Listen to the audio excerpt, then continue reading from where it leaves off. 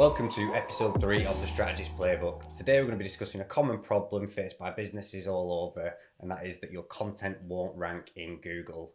I'm joined today by a guest, which is Ant, who's a senior SEO here at Digital 22, and he's going to provide all the detailed knowledge on best practices, the technical issues that could arise and things like that.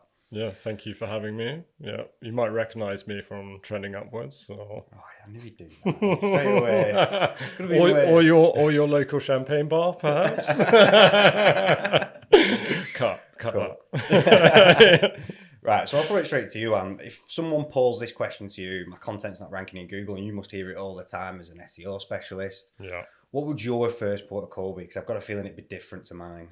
Yeah, so funnily enough, it's happened this morning. I've had an email from Ricky, one of the directors, just to look at a website. It's having the same sort of problem. So first things first is, I guess I'd make sure that the page is being submitted in the sitemap. That's the first thing. I'd check in Search Console, has the sitemap been submitted? I'd then enter that URL into Search Console and just see if Google's flagging any indexability issues. That's usually where you'll kind of get some sort of red flag, usually. After that, I'd probably do a mobile-friendly check. Check the page is mobile-friendly. Again, that's kind of something we've experienced recently with pages not being mobile-friendly. They might appear to be mobile-friendly, but often they're failing lots of tests there. Once I've done that, I guess I'd kind of look at the page on a more technical perspective. So digging into the code, if any of the content's been hidden or accidentally cloaked, or sometimes we've had kind of menus hidden in JavaScript and things like that. And although Google will say that it can crawl and it can index JavaScript, it still does struggle, especially with links and things like that. If they're hidden, Google does struggle to render those pages. So that's kind of one thing we've found. There's kind of been information hidden behind code. Sometimes with the website this morning, one of the problems they've had is it's a really great landing page and there's lots of information on that page, but a lot of the text is actually within an image or a graphic. So Google can't, Google's not very adept at. It's fine on the page, but then when you look at it from Google's point that's it. So we'll look at the page and think that's a great page, got a load of valuable information, but Google's definitely going to struggle. It's getting better at understanding what that image is and the information on those images, but it's not perfect. So the key is making it as easy as possible for Google to find this important information. Excuse me, and that's kind of one thing that this page is missing. And then another important thing I think we've seen as well is pages are missing internal links. That's kind of a big important thing. They're a huge sign of trust with a website. So if you're not linking to an important landing page on your website, it kind of shows Google that you don't value that page. So they aren't going to rank it. Google might also struggle to find that page. There's no links to follow for that's it. spiders. Yeah, if it's not in your sitemap, if it's not linked on the menu, if it's not linked on anywhere on the website, it's gonna really not be on the internet. That's basically. it. Might as well not be on the internet. I think what's interesting is though that just from listening to the way you'd approach this is the exact opposite of the way I'd approach it. So I come from a content background, which means when someone came to me with this problem, I think the final thing that I'd arrive at is the technical issues that you're describing. Whereas the first thing I would look at is I'd be like, all right, well, first up, is the content good enough? Let's take a blog post, for example, not a web page. Look at that and be like, oh, my blog post won't rank for the keyword I want it to. And you look at it, it's 300 words. And it's, well, look at what is already ranking for that keyword. Well, they've got a 5,000 word deep dive article. Their domain authority is another factor that you bring into it. And I'd sort of work backwards from what you're doing. And then, as we've had before in the past, I eventually come to you and I go, I've thought about everything and I can't figure it out. So, what the technical problem with this website is there some?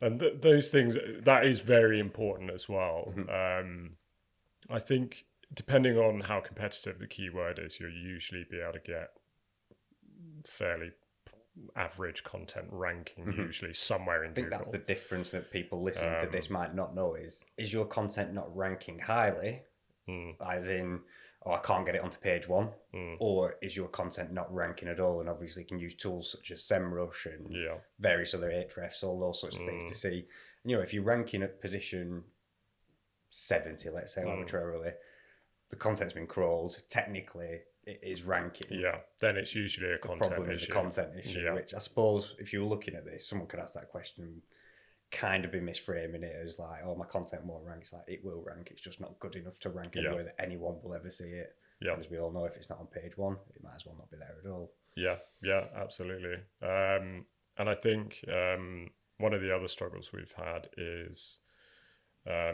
for whatever reason, some sites need to have their blog on a subdomain. And I know this is one thing we spoke about. The subdomain will have the same domain authority as the main domain. However, it technically doesn't. So, your domain might have a 40 DA and your blog will show as a 40 DA. However, it doesn't. Google sees it as a completely separate domain. So you really need to look at either the page authority of that site or page, or actually look into the referring domains and backlinks and make a kind of educated guess on that. But it's a bit kind of confusing. I know that's something that we've looked at recently with some sites. Let's just jump into domain authority, because I know we had a conversation about it recently. Yes. Just for the benefit of everyone listening, what is domain authority? So domain authority is we'll talk about domain authority and we'll talk about SEMrush as well and their score as well. Should we get into that? Authority score, domain authority, those kinds of metrics. Yeah, so domain authority essentially uses over 200 ranking factors, looking at your backlinks, the quality of the backlinks, do follow, no follow, the amount of links essentially to your website. And I always say to clients, it's a vote for your website. If someone links to your website from their website, they're basically vouching for your content and your quality of your site. Yeah, it's a good way. Yeah, it's a vote of trust, isn't it, from Google. And essentially they calculate a score out of 100. It's in comparison with other websites within your niche though. So, you could have relatively few amount of linking domains to your website, but have a high DA if you're in a kind of non-competitive marketplace where, your competitors don't have a huge amount of links. So,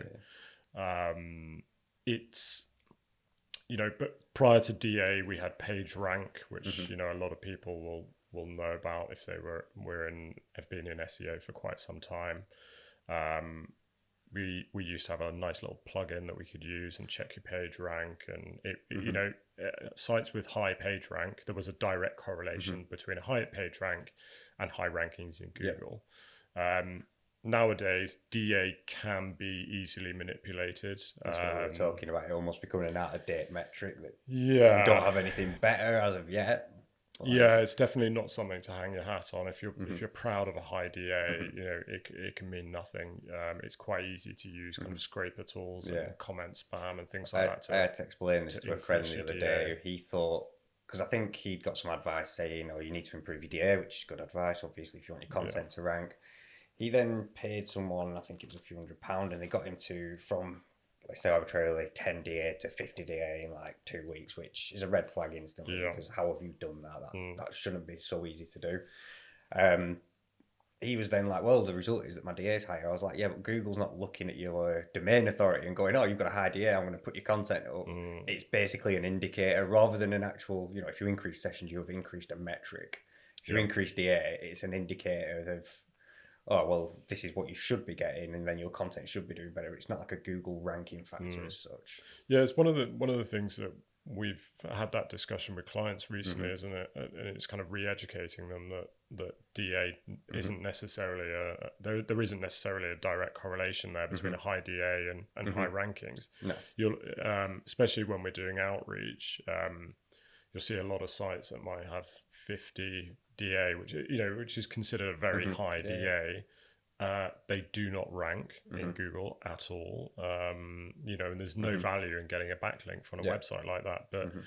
But there's a lot of people that are still in that kind of slightly outdated mindset that they immediately think a high DA is going to improve their own DA, improve their rankings, and a lot of people will pay for these links, which is against Google's guidelines. Is not something that we do here, but it's still commonplace within SEO. People buying links, and I think the thing is that people do get away with you can get short-term benefits, and I'm sure people have got away with it on longer term as well, so you can still see why people do it, because you're almost running that risk of well, I'll do this, I might get caught, but there'll always be people that are willing to run the risk of it. So yeah, I can see that. Yeah, there's still a lot of kind of cowboys in the SEO industry that are kind of buying links, and quite often we get clients approach us and they say we've been burnt in the past. They've either bought links and you've got a manual action, or I think some clients as well don't even realize. I mean, we had an inquiry the other day of saying, "Oh, we've had this opportunity. It's a really good domain. They've only asked us for a couple of £100 or something like that." And I was like, "It was like, does it sound good?" I was like, "Normally for a link of that quality for £200, I'd say that's a great ROI." But we never advise that, because you're exchanging money in exchange for the link. You're not buying. I mean, there's obviously a difference between buying an individual link or paying for an opportunity to have a blog live or whatever it might be, however they dress it up, and paying for multiple links from a link farm, for example. Yeah, what we can do, if you were looking to exchange a fee or a product for a link, what you have to do is mark the link as rel equals sponsored. So Google knows that link is being paid for. You mark it as nofollow, and you make it clear within that page that is an advert or a sponsored post. Like you'll have seen on Instagram, it's always like ad or hashtag ad or whatever. You've just got to make it very clear that link is paid for.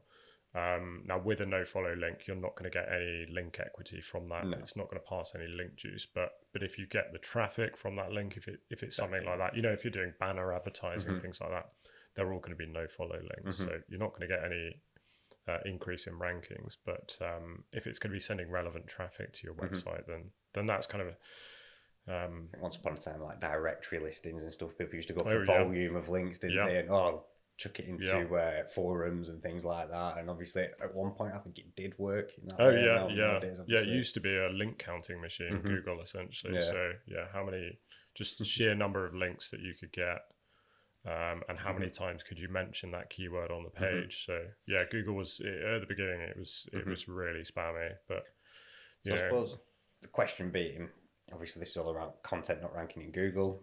Domain authority for me is a factor. You should be looking at the domain authority of the sites that are ranking for the keywords you want to do. Absolutely. The key message here is don't assume that a higher DA will equals a higher ranking.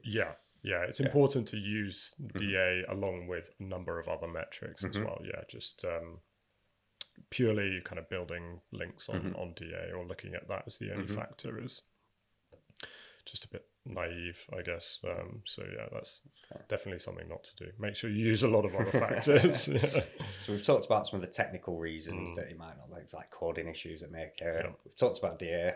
The final thing I really want to delve a little bit deeper into is like the content quality, content length, content format. Because this is another thing we see. It's talking about length. For example, if a blog's too short, if it's too long, there's no set length, and we get this all the time, like, how long should my blogs be? And it's like, as long as it should take to satisfy the search query. We don't want to ramble, because no one wants to read a 10,000 word blog post on a single question, but also we don't want to put too little. If and as a general rule of thumb, I'll tend to look at what is ranking in that position.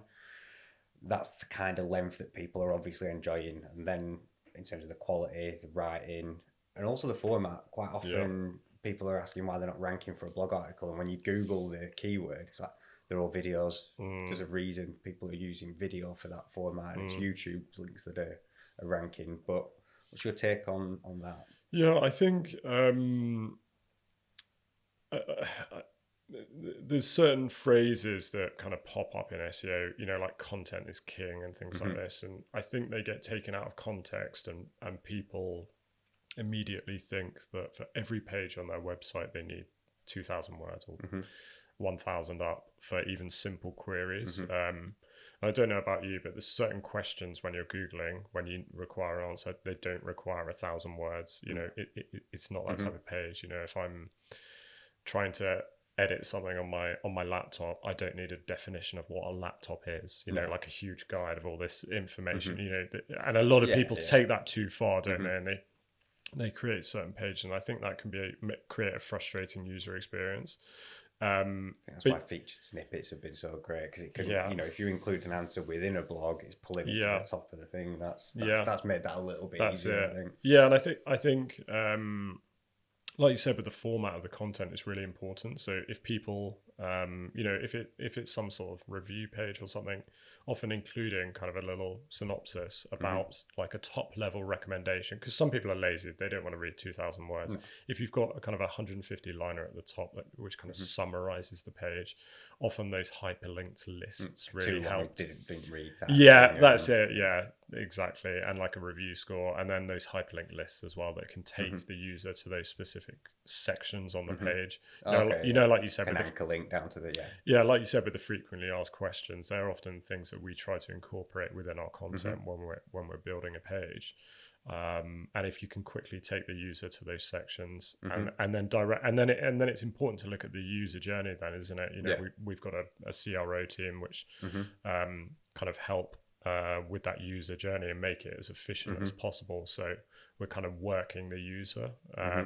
So often we see with web pages, they might be very educational and the user's getting all the information they want, but if we're not directing them to the conversion where we want them to lead to, whether that's contact form or to make a purchase, they're often gonna leave, and they've got that information. They might see another brand on PPC or social, and then they're going to purchase because they've got that information, they've got that education, and you've lost that sale because they've got a better user journey, or they're working the user harder. So yeah, it's definitely important. But yeah, looking at what's on the top 10 of Google, what type of pages are ranking, are they kind of top 10 pieces, are they kind of guides, and how can you make something either better? So if there's loads of top 10 pieces, can you make a top 50 piece? Can you make something a bit more detailed? Or often what like works now, skyscraper technique. Yeah, and sometimes what works now is actually doing something a bit different. Like what are they not doing? Like what information haven't they got? And just trying to do something better, which can be difficult. Yeah, I think maybe the final thing we touched on there is the holy grail is the featured snippet. It's when we get one for a client, it's one of those, I'll send an email straight away and be like, great news, that keyword we wanted, we've got a featured snippet for it. It's showing up at the top with an image and you're obviously slightly more advanced, and the problem here is that your content won't rank. But if you've overcome that problem, and next thing you know, you want the featured snippet, sort of what can you do to help improve the chances of getting one? Because I think you can get to number one spot a lot easier just by being more set up to have a featured snippet. Yeah, so as we both know, Google is getting more visual for any search, really, isn't it? There's always image carousels, videos, reviews. There's information about companies and the questions from multiple sites. There's so much now. So the key is just making that content as easy as possible for Google to understand. So one of the things from the technical perspective that we can do is add in schema. Just to make Google understand the elements of the page. So if we've got review scores, if we've got frequently asked questions, any of the images, any of the videos, any lists, especially like I'm sure you've been looking at pancake recipes recently and things like that.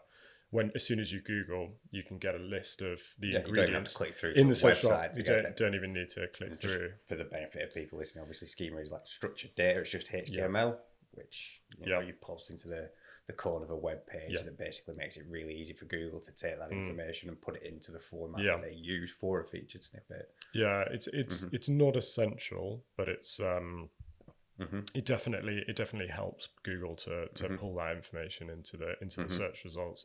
You can even pull a search box into the search results. So, for example, large e-commerce sites, that might be useful for them, so that when if someone searched for Amazon, that they want to search for a specific product.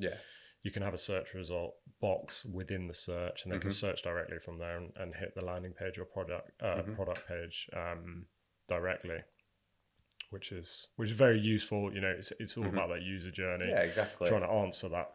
Google's as lazy as most people are, and if you can make their life easier, then they're going to go for it. Yeah, and then obviously Amazon do a very good job at converting that user. You know, with the one-click buy, you can buy. I love the on the mobile. You know, like when you click it and it's a swipe, and I don't know why, but it feels really satisfying because it's just one swipe, and it's got my details, and then I get an email, and then it's done. Yeah. It's like an Apple unboxing almost, is an Amazon purchase. It feels that nice and that user friendly that it's just easier to go back there every time. And so many people go straight to Amazon without comparing prices elsewhere, and often you will be able to find a cheaper product elsewhere. It's that assumption because they always were the cheapest. You always assume they're going to be the cheapest. Probably not the case anymore, but they've got that reputation. Where once upon a time you were like, oh, that's expensive, I'll get it off Amazon, it's cheaper. Okay, so wrapping up. Content won't rank, 3 potential reasons. Technical issue with the website, with the code. Obviously, you would need someone like yourself to investigate that, or potentially a developer.